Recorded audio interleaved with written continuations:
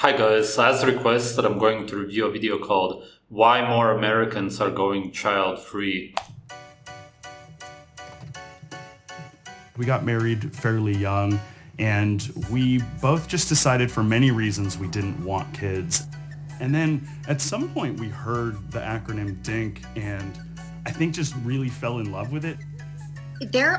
And in the next scene, there's a dog. They have a dog as a replacement for a child, and I don't even think that they are conscious of it.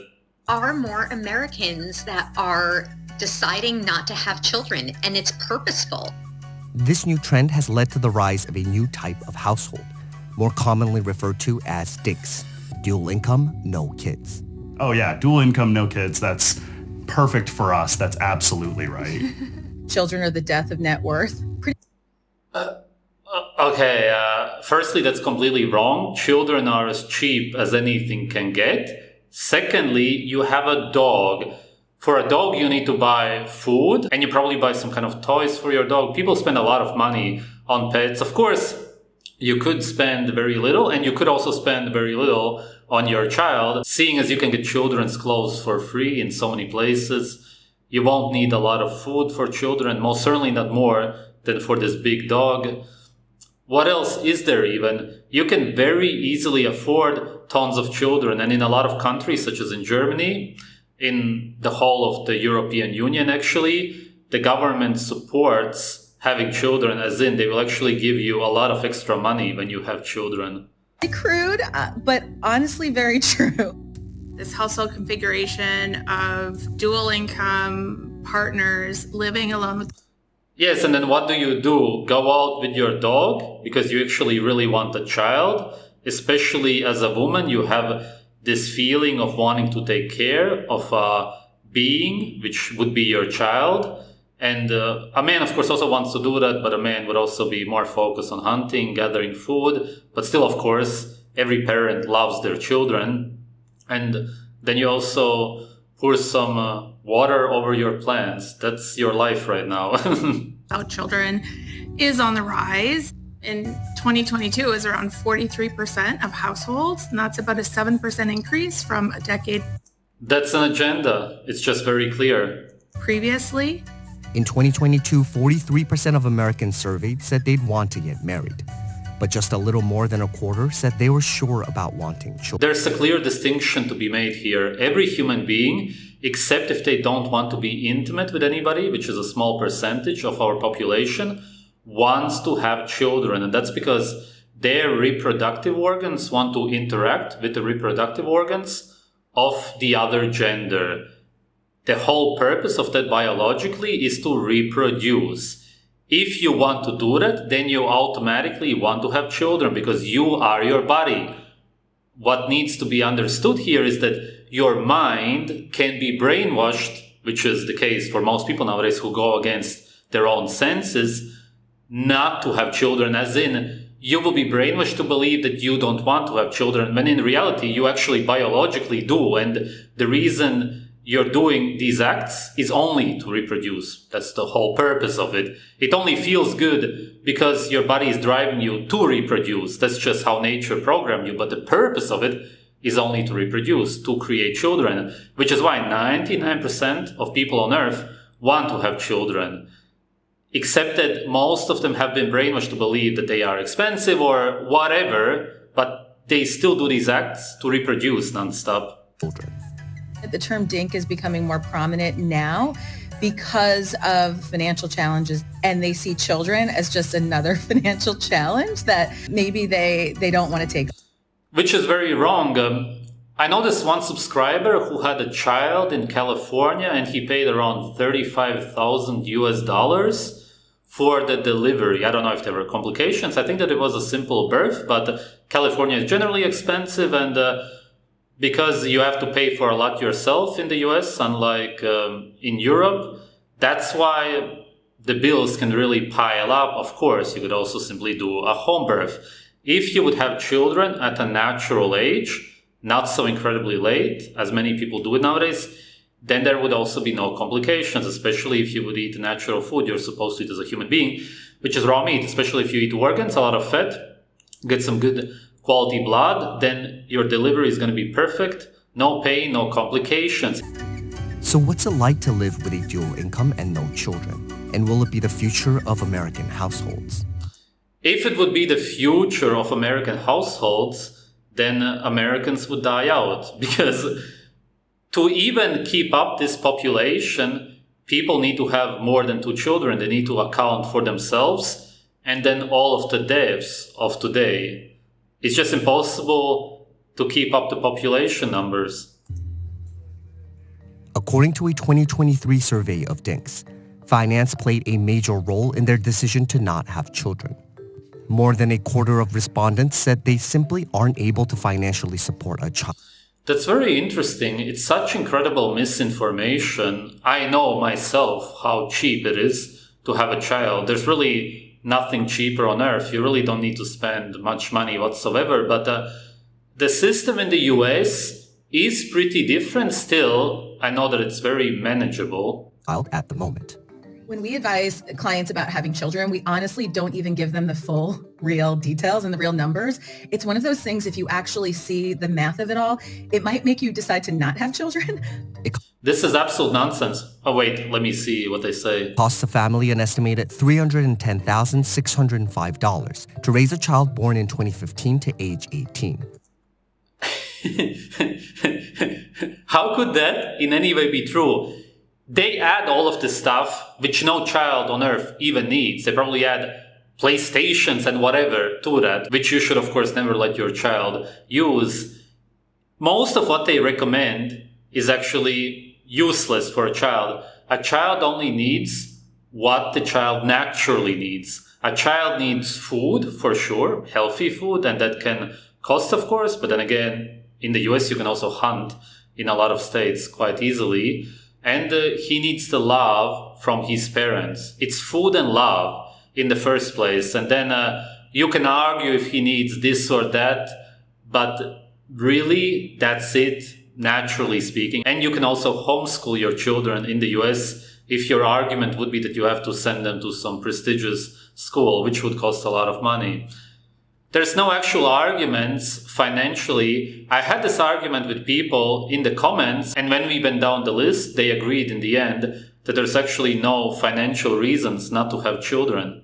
Adjusted for higher future inflation. And that doesn't even include the cost of college.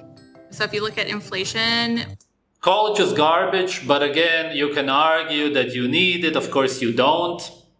There's way better ways to live life. It's just a whole different topic about how useless college is. And again, in Europe, college is for free, whereas in the US, you would have to pay. It's again a problem with the US, but you can easily go to a different country. If you want to send your child to college for whatever reason, he or she could do it in Europe. Within the child care market, it surpasses general overall inflation within the economy. Some couples are contemplating having children at the same time that they're still paying off student loans that they incurred when they were. Yes, and that is a problem. For sure, I can understand the problems that Americans have when it comes to their finances. In Europe, you don't have problems such as paying off your student loan. You could have them if you go to a very specific college, university, but it's incredibly rare that it happens. Usually, the government pays you to go to college. It's just a whole different system. 18 to 22 years old. One of my very closest friends, she's been struggling with the reality that the take-home pay she makes is about equal to what childcare would be. That's a really hard position to be in. Seeing our friends really struggle with that balancing act has, I think, made me appreciate the flexibility that we have financially because we don't have children. Besides saving on childcare, DINKs can also fully reap the benefits of combining their finances. To look at both of our... Yeah, you combine your finances, and then what do you get out of that? What really makes you happy in life is to have children. You sit there with your dog, you do look pretty miserable, and then you have a lot of money, which doesn't even exist on your laptop. You look at some symbols. What does it give you? Happiness? Some kind of fulfillment? Of course not. Come on. Even you would have to admit that. Our income's coming in and see how we're able to handle all of that because we don't have extra finances with a child. It's much more comfortable. We get to focus more on the things that we want to do and saving a lot of that money. They even have a picture of the dog. Oh my God. Oh my God. I don't know what the comments are on this video. I hope that at least some people realize the absolute delusion that's going on in this video, because they absolutely worship this dog, which is a replacement for their child. Why else would you have a dog, especially in this day and age? The reason you do that is only because you want to reproduce so incredibly badly, which is why you do these acts to reproduce, but you probably protect yourself against it. But then at the same time, you worship your dog and even have a photo of your dog where actually the photo of your child should be. It's just such a severe delusion. It's actually a kind of a mental illness. For the future, and worry less about the day-to-day finances of the house and our bills. Money isn't the only expense that DINKs can save on. The free time is actually one of the biggest things for me. The free time. You even spend time with your dog outside, which is exactly what you would do with your child, except that you would want to spend a lot more time with your child because you would love your child so much. You would do everything for them. The so-called time spent with your child would be the best time of your life, literally. That's how it actually is for parents. And you don't realize it because you don't have children, because you protect yourself from happiness. So we built me a little office/bedroom out here. We definitely have some more Wow, cool. Now you can sit at the computer instead. Amazing. expensive hobbies. I build mechanical keyboards, like computer keyboards in my spare time, and just parts and stuff for that can be very expensive. Not having children has given us the freedom to pursue other things, remodeling our home. I am a beekeeper. I'm really handy and I like doing stuff around the house. I wouldn't have the time to just do that after work if I feel like it, if I had, a child to care for. I don't really see why. And of course, I could understand that some people may have some problems because they work all day, of course, which is why they need to get some kind of woman or guy also sometimes to help them take care of the children. But of course, in nature, this is not an issue. It's not generally an issue to have children. I even think that they understand that this is more of a modern issue. I hope, of course, in nature, there's nothing as such that you need to do. Yeah, you go for a hunt, which is fun, and then you bring back the food. But the woman also doesn't work all day. She takes care of the children. There's never any so-called time problems. Your expenses leave DINKs with more disposable income to play with. Disposable income is power, it's stability, and for many couples, it's security. The security that having 6 months of income saved for emergencies gives you, that security was so helpful to us during COVID when I was out of work for 6 months. Let's have like a smaller tractor style. Next year we're going to get a zero. We have more tolerance for chaos, I think, because of our savings. Our new savings goal, which is like our shoot for the stars and hit the moon kind of, is saving $4,000 a month. According to census data, DINKs can save 9% more for retirement each year compared to dual-income couples with children.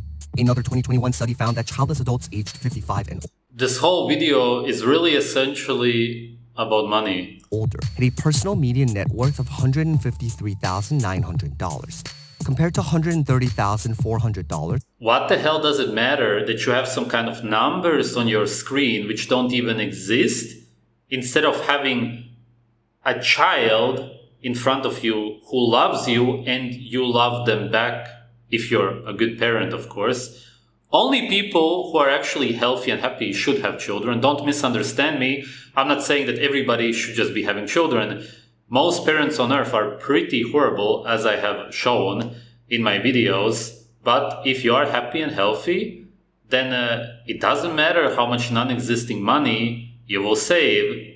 At the end of the day, you will be much more happier with children. For biological parents. If you have $1 and if you have to choose how to use it, a DINK can prioritize savings, retirements, investments, both in the equities market as well as things like real estate or second properties. The hardest part of investing is just having the cash to do it. And so when you don't have your cash going to expenses that are related to children, that cash... Okay, you invest freaking non-existing money in whatever, let's say crypto. You make tons of money. All right, you have $1 million. And then what now? What do you do with it?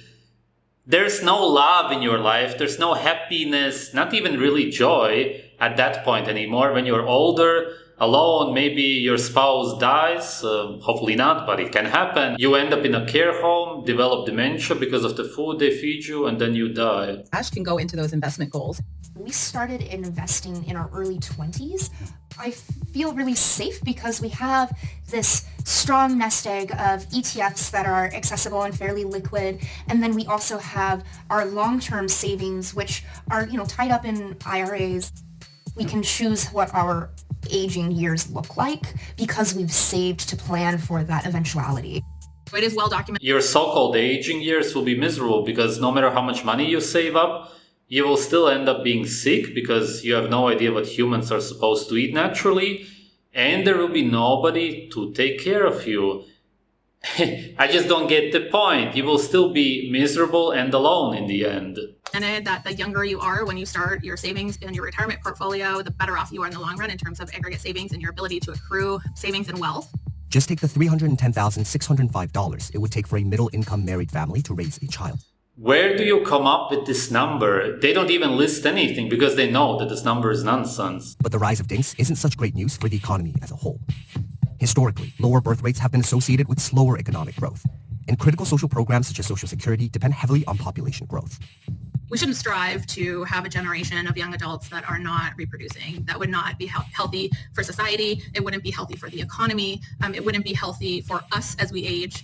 So there are a lot of reasons why we do want to take investments in the next generation seriously. For DINKs, the biggest challenges are often not financial. And I think we freaked a lot of people out when we were just a young married couple, and that was all there was. He should use the money for a hair transplant. He has good hair, but he's probably going to lose it in a few years, from what it seems like. No baby afterwards. I had family members asking if something was wrong because it's been 5 years of a young, healthy couple not producing a child. If anybody is considering becoming a DINK, as a financial planner, I highly recommend that strategy. I recommend it to my clients. When my clients tell me that's an intentional choice they're going to make, I am a big fan of it. With that disposable income, make a budget. How do you want to spend it? Make sure you put aside some money for fun. Planning for your future, putting money away. If you're not going to have kids, make sure you still save money for your future because the world is a weird place right now, and who knows what it's going to be like in another 30, 40 years when we go to retire. Overall, this seemed like a propaganda piece, but of course it's from CNBC. What else can you expect? They did say in the end that not everybody should be focusing on not having children, seeing as otherwise there will be economic problems, which is what this whole video is about. But of course also the problem that there won't be any more human beings left on Earth, which is a bigger problem than non-existing money, obviously. The couple didn't seem absolutely miserable, but they also didn't seem happy for sure. Not even with their dog, which is supposed to replace a child. They don't even seem to be conscious of that, and the ones who created this video also don't seem to be conscious of it. Of course, we don't know that. If it is a sort of a propaganda piece, then they know exactly what they are showing, and in a way they are making fun of their audience, not realizing that the couple is actually longing for a child so much that they even show the photo of the dog where the child is supposed to be. There's no money on Earth, even if you become a millionaire, that's gonna in any way replace a child. Obviously, seeing as money doesn't exist, it's not tangible. Whereas, as I said, a child gives you love, you give the child love back. It's a relationship that is irreplaceable. And if you try to in any way connect it to money or even compare it to money as if it's somehow good that you're saving money and that's why you should do it, then you're just absolutely delusional. Thanks for watching.